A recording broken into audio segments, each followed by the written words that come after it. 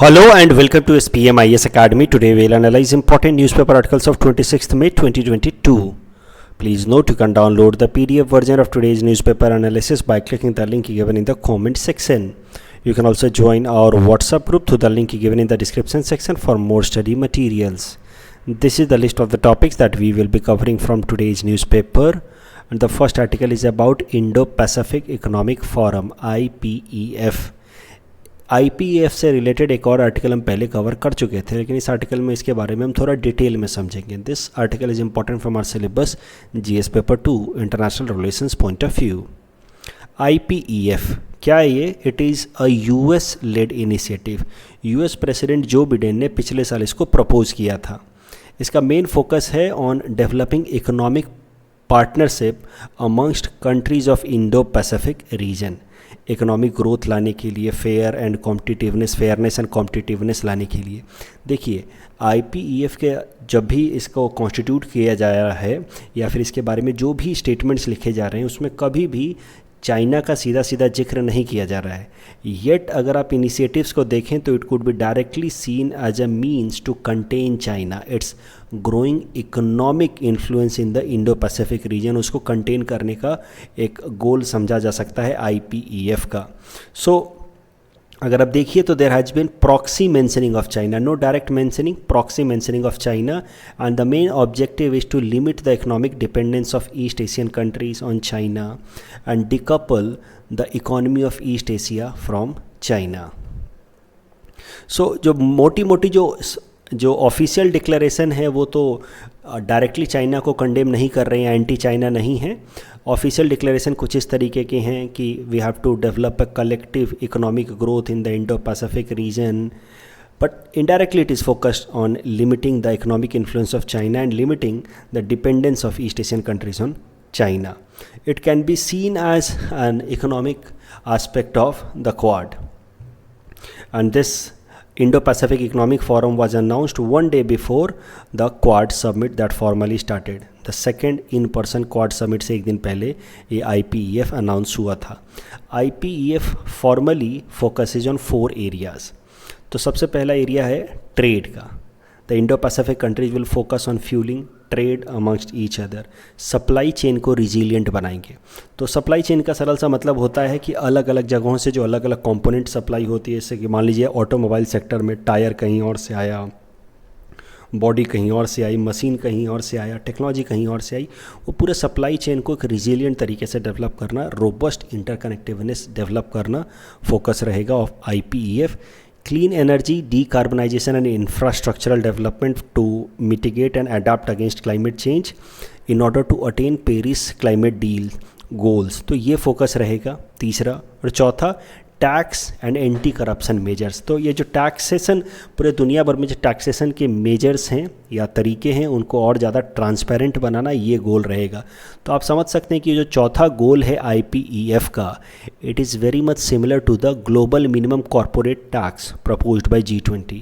ये global minimum corporate tax में आपको बहुत टाइम बता चुका हूँ, पहले भी 4-5 दफ़ा मैं आपको बता चुका हूँ एग्जैक्टली है क्या. येट अगर आप इसको रिकॉल नहीं कर पा रहे हैं तो let me know in the comment section, मैं इसको कल आपको रिवाइज़ करा दूँगा. अभी IPEF के मेंबर्स देखे जाए, इसको लेकर के कन्फ्यूजन है, मतलब कन्फ्यूजन तो नहीं है but some students are getting confused. अभी जब हमारे यहाँ मॉक इंटरव्यू चल रहे हैं तो जनरली IPEF पे सवाल पूछे जा रहे हैं from the PSIR option students specially. तो ज़्यादातर स्टूडेंट्स जवाब दे रहे हैं कि IPEF के अंदर 12 कंट्रीज़ मेंबर हैं, लेकिन एक्चुअली में IPEF के अंदर टोटल 13 इकोनॉमीज़ हैं, 12 प्लस US. तो US ने स्टार्ट किया है. US and 12 more countries have together created IPEF. Together their GDP, these are the 2 big economies of the world. So only these 13 economies of the world together constitute about 40% of world GDP.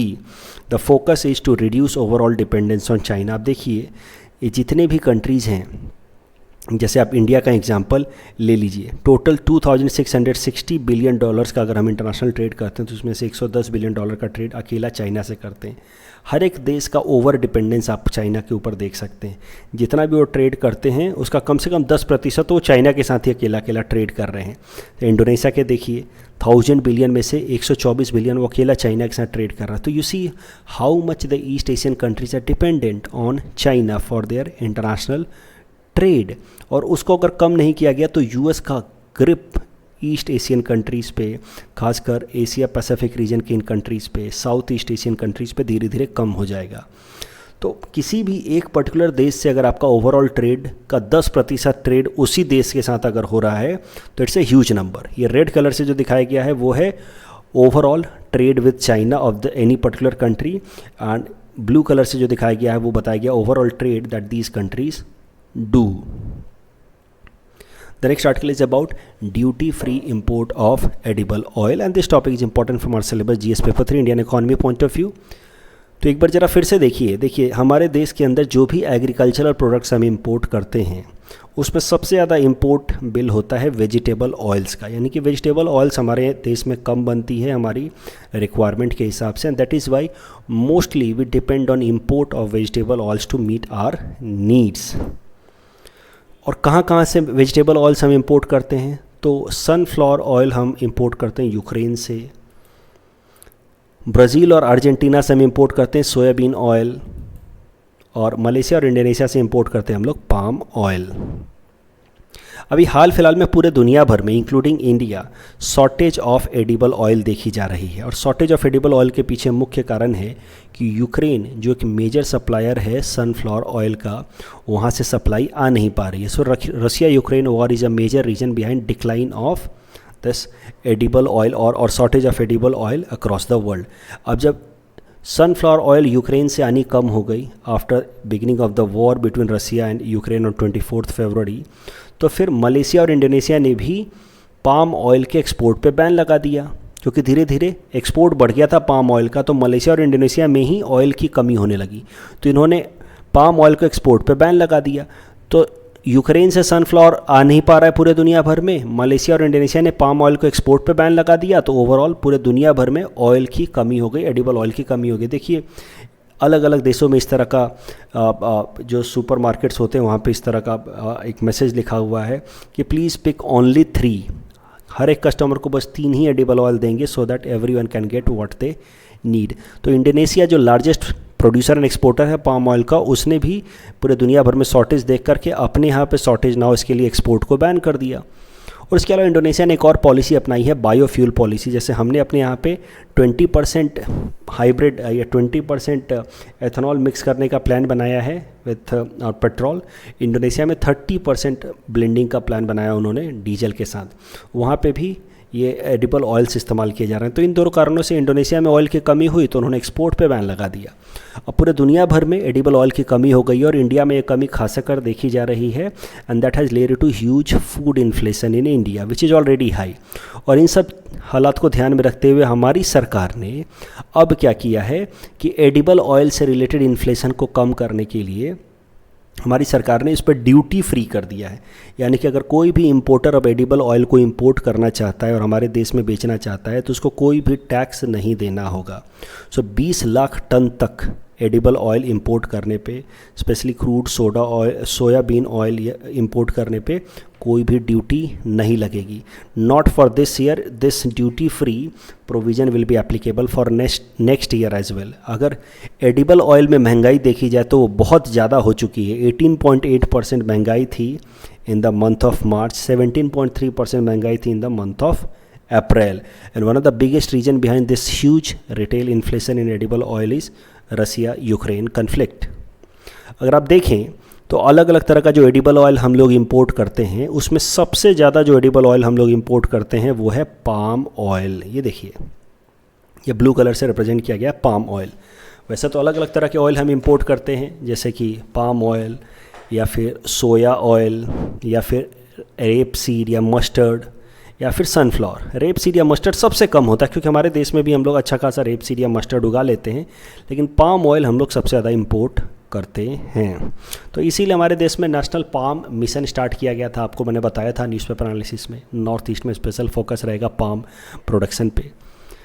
इस topic के basis पे ये prelims practice question हमने आपको दे रखा है। This question was asked in UPSC prelims 2019। इसको अटेम्प्ट कीजिए and you can submit the answer in the comment section. The next article is about sex work as a profession and this topic is important from our syllabus GS paper 1 Indian society point of view. It is also important from our syllabus GS paper 2 governance point of view या Indian polity point of view। काफ़ी छोटा सा news है। Supreme Court ने काफ़ी significant judgement में कहा है कि सेक्स वर्क को भी एक प्रोफेशन की तरह गिना जाना चाहिए and whose practitioners are entitled to dignity and equal protection under law. तो सेक्स प्रैक्टिस करने वाले जो प्रोस्टिट्यूशन की एक्टिविटी में इन्वॉल्व होने वाले लोग हैं उनको भी डिग्निटी का पूरा हक है संविधान के हिसाब से। And Supreme Court has directed the police that it should neither interfere nor take any criminal action against adult and consenting sex workers. हाँ, कोई जोर ज़बरदस्ती नहीं होनी चाहिए, कोई ह्यूमन ट्रैफिकिंग नहीं होना चाहिए, कोई ड्रग अब्यूज़ नहीं होना चाहिए, लेकिन अगर कंसेंटिंग बेस पे सेक्स एक्टिविटीज़ हो रही हैं, प्रोस्टिट्यूशन हो रहा है, तो उसमें पुलिस कोई भी जोर ज़बरदस्ती नहीं कर सकती, हरासमेंट नहीं कर सकती। और फिर सुप्रीम कोर्ट ने कहा कि notwithstanding the profession, यानी कि कोई सा भी प्रोफेशन हो, each and every individual in the country has right to have dignified life under article 21। तो इनडायरेक्टली आर्टिकल 21 के अंतर्गत right to have practising sex for money को भी सुप्रीम कोर्ट ने जस्टिफाई कर दिया। तो आर्टिकल 21 को के एम्बिट को और एक्सपैंड करते हुए सुप्रीम कोर्ट ने कहा कि sex workers are also just doing their job and they should not be harassed. The bench order that the sex workers should not be arrested और पेनलाइज्ड और हैरास्ड और victimised whenever there is a raid on any brothel. तो कोई भी brothel पे अगर red हो तो बस इसमें ये देखा जाए कि वहाँ कोई जोर ज़बरदस्ती नहीं हो रही है, लेकिन हाँ सेक्स वर्कर्स पे कोई हरासमेंट नहीं होना चाहिए। इस टॉपिक के बेसिस पे ये प्रीलिम्स प्रैक्टिस क्वेश्चन हमने आपको दे रखा है। This question was also asked in UPSC prelims 2019। इसको आप अटेम्प्ट करें and you can submit the answer in the comment section. The next article is about combat role for women in Indian Army, and this topic is important from our syllabus GS paper 1 Indian society point of view. It is also important for political science option students, gender equality and feminism topic से related है ये। सबसे पहले इस बात को आप समझिए कि विमेन को इंडियन आर्मी में कई सारे इंटाइटलमेंट्स दिए थे सुप्रीम कोर्ट ने अपने एक ऑर्डर के जरिए इन फरवरी 2020। आप इस बात को समझिए कि आर्मी के अंदर दो तरह की कमीशनिंग होती है, short service commissioning and permanent commissioning. Short service commissioning होती है 10 साल के लिए, which can be further extended to maximum 4 more years. लेकिन परमानेंट कमीशनिंग होती है 20 साल के लिए। लेकिन मतलब दो तरह की कमीशनिंग होती है, शॉर्ट सर्विस कमीशनिंग एसएससी कहते हैं इसको, एंड परमानेंट कमीशनिंग कहते हैं जो 20 साल के लिए होती है।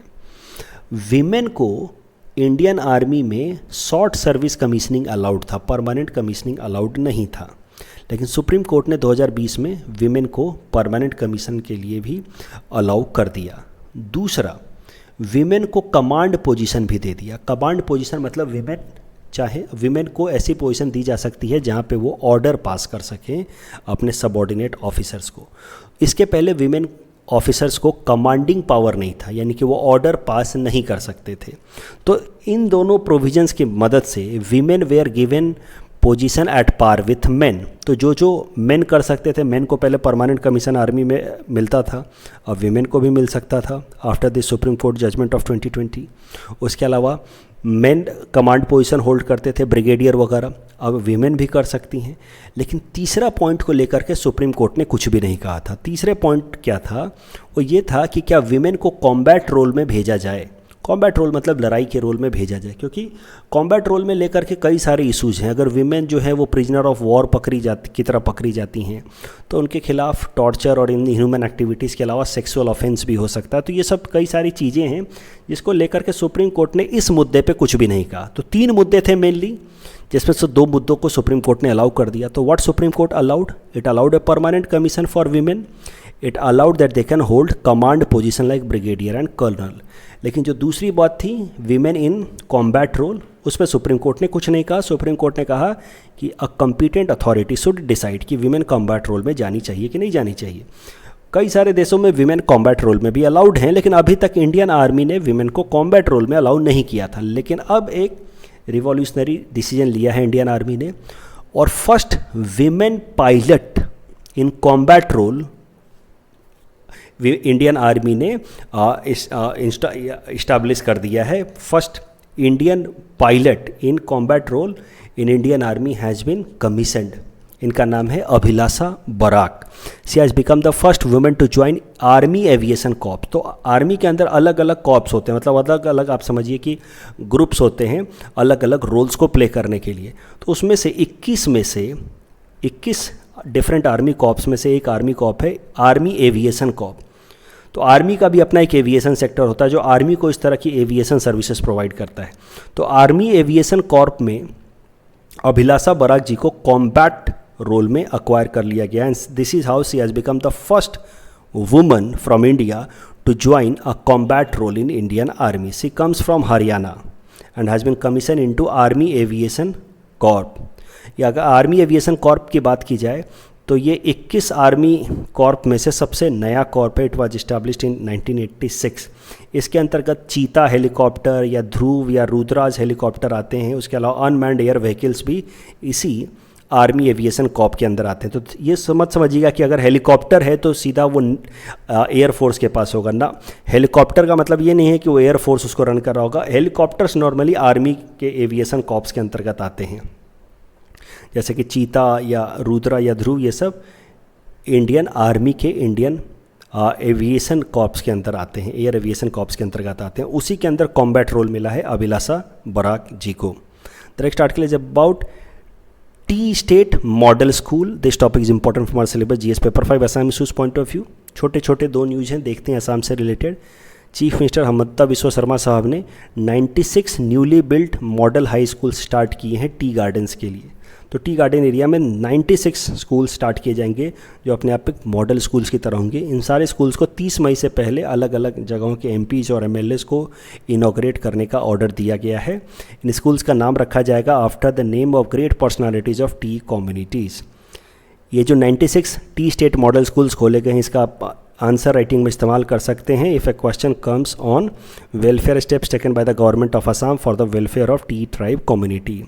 इसका एक और छोटा सा न्यूज़ है 100% इलेक्ट्रिफिकेशन इन असम. इसके लिए इनिशिएटिव लिया गया है. Centre has sanctioned ₹1718 crore for power connections in all households of the state of Assam. This topic is important for our syllabus GS paper 5. जैसे कि मैंने आपको कहा भारत सरकार ने 1718 करोड़ का सैंक्शन किया है ताकि असम के अंदर इलेक्ट्रिफिकेशन को पूरी तरह से कंप्लीट कर लिया जाए. असम सरकार का टारगेट है कि 100% इलेक्ट्रिफिकेशन हमारे स्टेट असम के अंदर 2 से 3 साल के अंदर हो जाएगा. इस प्रोजेक्ट को कंप्लीट करने के लिए सारे जो लेजिस्लेचर्स हैं हर एक एमएलएस को इसमें इंक्लूड किया जा रहा है ताकि उनके एरियाज़ में कोई करप्शन ना हो पाए इलेक्ट्रिफिकेशन के प्रोसेस पर. क्योंकि गाँव में इलेक्ट्रिफिकेशन होता है तो पंचायत लेवल पर थोड़े बहुत करप्शन हो सकते हैं. तो उसको रोकने के लिए हर एक एमएलए को इसके लिए लायबल बनाया गया कि उनके एरिया में अगर कोई करप्शन होगा तो फिर they will be accountable to this. कल जो हमने आपको प्रैक्टिस क्वेश्चन दिया था उसका आंसर देख लेते हैं. CPCB is a statutory body which gets power under 1974 water prevention and control act. This is right, and it was entrusted with more power under Air Prevention and Control Pollution Act. This is also right, so the correct answer is option C. That's all from our side for today. Thanks for watching.